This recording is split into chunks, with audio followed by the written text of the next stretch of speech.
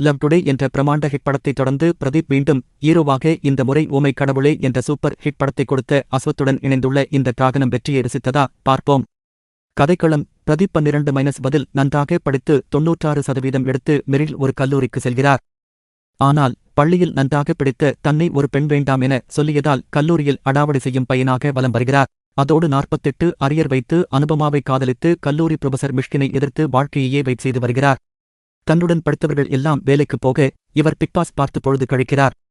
இதனால் அனுபமா பிரதீப்பை பிரேக்கப் செய்ய இனி அவளுக்கு முன்பு நன்றாக வாழ வேண்டுமென போலி சான்றிதழ் தயார் செய்து 3 லட்சம் சம்பளத்திற்கு வேலைக்கு செல்கிறார்.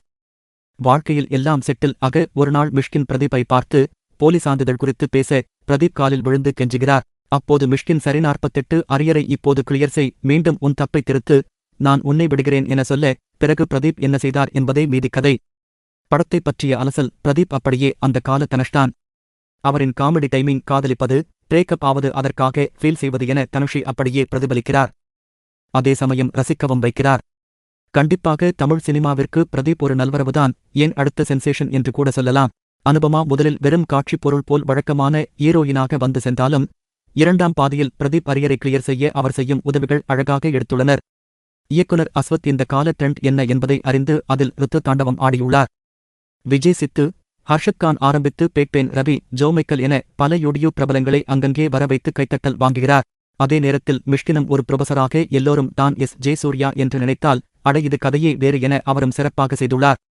ஆரம்பத்தில் படம் கெத்து பையன் பெண்களை திட்டுவது என சென்றாலும் 2ஆம் பாதியில் இவை அனைத்தையும் பிரதீப் ரியலை செய்யும் இடம் சூப்பர். அதிலும் பிரதீப் அப்பாவாக வரும் மரியம் ஜார்ஜ் கடைசி வரை தன் மகனுக்காக நிற்பது, இதற்காக அவர் காலில் விழுந்து பிரதீப் அழுவது என எமோஷனலாகவும் சோர் செய்துள்ளனர். என்ன இவ்வளவு பிள்சிருக்கும் படத்தில் கெட்ட வார்த்தைகள், கிளாமர் காட்சிகளை குறைத்து 16+ இல்லாமல் எல்லா ஏஜுக்குமான படமாக கொடுத்திருக்கலாம். படத்தின் வசனம், அனுபவத்துல சொல்றது எல்லாம் பூமர் அகத்தான் தெரியும் போன்ற இந்த தலைமுறைக்கான வசனம் சூப்பர். விஜய் சித்து, ஹர்ஷத் கான் போன்ற இளம் நடிகர்கள் தங்கள் பொறுப்பு உணர்ந்து அசத்தியுள்ளனர். டெக்னிக்கலாக ஒளிப்பதிவு செம கலர்புல், இசை பின்னிப்படல் இடுகிறது. கிளாஸ்: பிரதீப் எதிர்கால நம்பிக்கை நட்சத்திரம் என நிரூபித்துள்ளார்.